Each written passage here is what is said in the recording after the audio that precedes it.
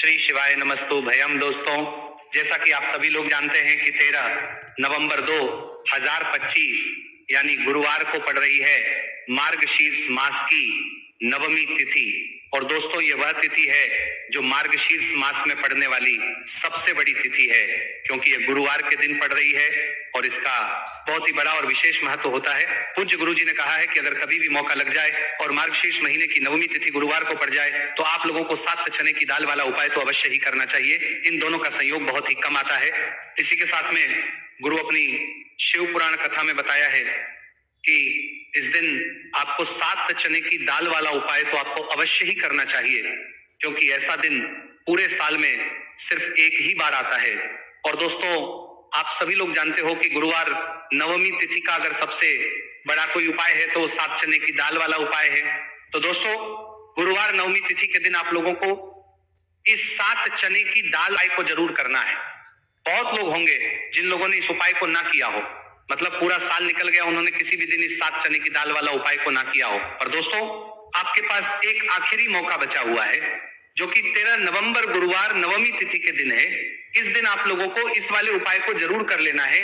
भले ही आपने पूरे महीने भर इस उपाय को ना किया हो, पर अगर आपने इस मार्गशीर्ष महीने के गुरुवार नवमी तिथि के दिन अगर इस वाले उपाय को कर लिया तो आपको इस उपाय को करने का वो फल मिलेगा जिसकी आपने कभी कल्पना भी नहीं करी होगी। इसीलिए आप लोग इस वाले उपाय को एक बार जरूर कर लेना है, ताकि आप लोगों के हाथ से ये मौका ना जा सके और आपको इस उपाय को करने का फल मिल सके। दोस्तों, यह उपाय पंडित जी ने अपनी अभी की ही श्री शिव महापुराण की कथा में बताया है जी। इस उपाय को आज हम आपको बहुत अच्छे से समझाने वाले हैं। इस वीडियो को देखने के बाद इस उपाय को समझने के आपको कोई और वीडियो को देखने की जरूरत नहीं पड़ेगी। तो चलिए दोस्तों, उपाय को शुरू करते हैं। देखिए, यह इस मार्गशीर्ष महीने के गुरुवार नवमी तिथि के दिन ये इतना खास होता है, इतना महत्वपूर्ण होता है। देखा गया है कभी कभी बड़े बड़े पूजा पाठ अनुष्ठान से जो मनोकामना पूर्ण नहीं होते, वह मार्गशीर्ष महीने की गुरुवार नवमी तिथि के दिन एक छोटे से उपाय करने से ही आपकी मनोकामना पूर्ण नहीं होता है, हो जाती है। और बहुत सारे ने इस उपाय को किया भी है और उनको इस उपाय को करने का फल भी जरूर मिला है। अगर आप लोग भी इस उपाय को करना चाहते हैं तो आप इस उपाय को पहले अच्छे से समझ लेना, सुन लेना, उसके बाद करना। आपको इस उपाय का फल जरूर मिलेगा। और इस उपाय को कर लेने से आपके घर में चाहे किसी भी प्रकार की दुख और समस्या क्यों ना चल रही हो, आपको उसका कारण भी नहीं पता है कि भाई ये समस्या किस कारण से चल रही है, उसका कुछ भी कारण हो सकता है। जैसे पितृदोष हो सकता है या किसी भी तरह का मंगल दोष भी सकता है। तो इस दिन आप लोगों को ये वाला उपाय कर लेना है। ये एक ऐसा उपाय है जिस उपाय को अगर किसी विशेष दिन पर किया जाए तो भाई उस विशेष दिन का जो है वह तो हमें मिलता ही मिलता है, पर हमने उस दिन पर इस उपाय को किया है तो हमें उससे भी बड़ा फल मिलता है, और फल बहुत जल्दी मिलता है, क्योंकि आप इस उपाय को बहुत ही बड़े और विशेष दिन पर कर रहे हो। तो चलिए अब उपाय के बारे में बात करते हैं, लेकिन उससे पहले आप लोगों को यह जानना आवश्यक है कि आखिर ये उपाय किस समय करना है, किसको करना है और कैसे करना है। तो चलिए हम आगे आपको वीडियो में एक एक करके बता देते हैं। लेकिन उससे पहले अगर आप लोग हमारे चैनल पर पहली बार आए हैं या फिर मेरी आवाज आज पहली बार सुन रहे हैं तो हमारे चैनल को सब्सक्राइब जरूर कर लेना और इस वीडियो को लाइक करके कमेंट बॉक्स में श्री शिवाय नमस्तु भयम ओम नमः शिवाय जरूर टाइप कर देना।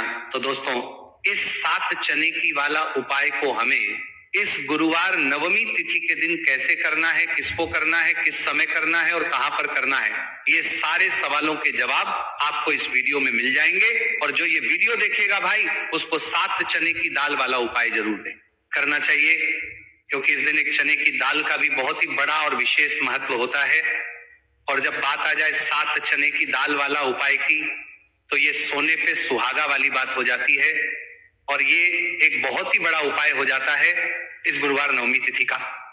तो अब दोस्तों, इस 7 चने की दाल वाला उपाय को आखिर करना किसको है, सबसे पहले हम लोग वो बात जान लेते हैं। तो देखो, घर की जो बड़ी माताएं बहनें होती हैं, उन माताओं बहनों में से कोई भी एक बड़ी माता बहन इस वाले उपाय को कर सकती है।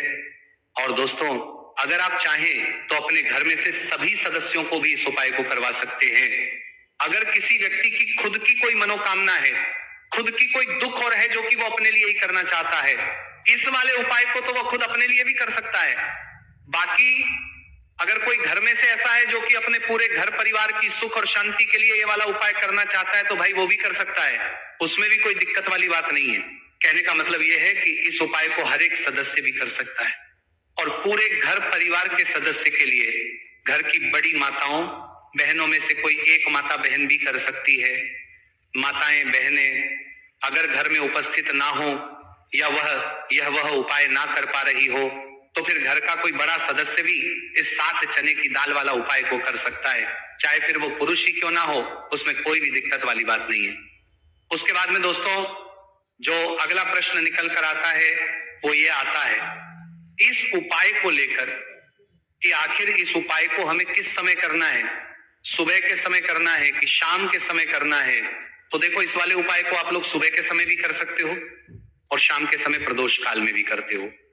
अब अगर आप पूछो कि भाई साहब सबसे उत्तम समय कौन सा रहेगा इस 7 चने की दाल वाला उपाय को करने का, तो हम आपसे बस यही कहेंगे कि इस उपाय को आप सुबह के समय करेंगे तो ज्यादा बेहतर होगा। बाकी अगर प्रदोष काल शाम के समय भी करेंगे तो भी अच्छा होगा, उसमें कोई भी दिक्कत वाली बात नहीं है। तो अब दोस्तों जो अगली सबसे बड़ी और महत्वपूर्ण बात आती है वो ये आती है कि सुबह अगर हम उपाय को तो हमें कितने बजे से लेकर कितने बजे तक के बीच में करना है। आप उपाय को करने की कोशिश करना, बाकी अगर किसी कारणवश लेट भी हो जाओ, थोड़ी देर भी हो जाए तो 10 या 11 बजे तक भी आप उपाय कर लेना, पर 12 बजे से ज्यादा देरी ना हो, ठीक है, इस बात का ध्यान रखना। उसके बाद दोस्तों अगर शाम के समय प्रदोष काल की बात करें, प्रदोष काल का जो समय है होता है वो शाम के 6 बजे से शुरू हो जाता है। मतलब शाम के 6 बजे से लेकर 7 बजे के बीच का जो समय होता है ये समय प्रदोष काल का समय होता है। तो आप इस उपाय को 7 या 8 बजे के बीच में भी कर सकते हो। मतलब शाम के 6 बजे से रात 8 बजे के बीच में आप कभी भी इस वाले उपाय को कर सकते हो, उसमें कोई भी दिक्कत वाली बात नहीं। चलिए जानते हैं उस विशेष उपाय के बारे में। देखिए दोस्तों पूज्य गुरु जी की कथा के अनुसार ही इस उपाय को आपको बहुत ही विस्तार से समझाने का प्रयास करेंगे, लेकिन उससे पहले वीडियो को लाइक करें। देखिए इस वीडियो में हम पूज्य गुरु जी द्वारा बताए गए 3 सबसे अचूक उपायों के बारे में जानेंगे जो आपको सिर्फ और सिर्फ गुरुवार की नवमी की तिथि पर ही करने हैं। पूज्य गुरु जी ने बताया है कि जो भी व्यक्ति इन उपायों को कर लेता है उसके जीवन से समस्त परेशानियां दूर हो जाती हैं। तो चलिए जानते हैं गुरु जी द्वारा बताए गए पहले खास उपाय के बारे में। देखिए गुरु जी ने बताए हैं कि गुरुवार के दिन किया जाने वाला यह उपाय सबसे सर्वश्रेष्ठ है। इस उपाय के लिए आपको मात्र एक लोटा शुद्ध जल लेना है। जल आपको तांबे के पात्र के अंदर लेना है। इसी के साथ में आपको मात्र एक गुड़ का टुकड़ा लेना है और इसी के साथ में आपको लेनी होगी 7 की दाल। देखिए चने की दाल को लेते समय ध्यान रखना है कि यह खंडित नहीं होनी चाहिए। ये चने की दाल जब भी हम गुरुवार के दिन शिवलिंग पर अर्पित करते हैं तो इससे हमारे जीवन के बड़े से बड़े संकट समाप्त होते हैं। अगर हमारे हाथ में धन प्राप्ति की लकीरें नहीं है, अगर हमारे जीवन में दुर्भाग्य के अलावा कुछ है ही नहीं, तो गुरु जी ने कहा है कि हम इस व्यासपीठ से आपको यकीन दिलाते हैं कि गुरुवार के दिन जब भी आपकी दाल वाला ये उपाय करते हैं तो इससे महादेव आपके हाथ की लकीरों को भी परिवर्तित कर देते हैं। तो दोस्तों ये तीनों ही सामग्री लेकर के आपको पहुंच जाना है भगवान शिव के मंदिर में। देखिए गुरु जी ने बताया है कि इस उपाय को आप सुबह से लेकर के शाम तक किसी भी समय कर सकते हैं। देखिए शिव मंदिर पहुंचने के बाद आप जो एक गुड़ का टुकड़ा लेकर के गए हैं, सबसे पहले तो आपको उसे जल के पात्र के अंदर डाल देना है और आपको महादेव का स्मरण करते हुए यह एक लोटा जल धीरे धीरे शिवलिंग पर अर्पित करते जाना है। साथ ही साथ आपको श्री शिवाय नमस्तु भयम इस मंत्र का भी जाप करते रहना है। कम से कम 11 बार आपको इस मंत्र का जाप अवश्य करना है। अब दोस्तों आपके पास जो चने की दाल है उन्हें आपको एक एक करके शिवलिंग पर अर्पित करते जाना है। चने की दाल आप एक एक करके भी समर्पित कर सकते हैं और एक साथ भी शिवलिंग पर अर्पित कर सकते हैं। देखिए चने की दाल को समर्पित करने के बाद आपको बृहस्पति शवर महादेव से प्रार्थना कर लेनी है कि हमारे जीवन में जो भी संकट समस्या चल रही है, हम जो भी कार्य करते हैं उसमें हमें बार बार असफलता मिलती है, रुकावटें संकट जीवन में लगातार बने हुए हैं, चारों तरफ से सिर्फ और सिर्फ निराशा ही हाथ लग रही है। तो अपने दुर्भाग्य को दूर करने के आपको बृहस्पति शवर महादेव से प्रार्थना कर लेनी है। पूज्य गुरु जी ने कहा है कि इस गुरुवार के दिन यह चमत्कारी उपाय करके देख लेना और आप स्वयं देखेंगे कि 1 या 2 महीने के अंदर आपके जीवन का जो दुर्भाग्य है वह समाप्त होना प्रारंभ हो जाएगा। अब दोस्तों हम जान लेते हैं दूसरे विशेष और चमत्कारी उपाय के बारे में। देखिए इस उपाय के लिए आपको मात्र एक तुलसी जी की लकड़ी लेनी होगी। अगर आपके पास पहले से ही तुलसी जी की लकड़ी है तो उसका उपयोग आप कर सकते हैं, और यदि आपके घर में तुलसी जी का पौधा सूखा हुआ है तो वहां से भी आप तुलसी जी की मात्र एक लकड़ी ले सकते हैं।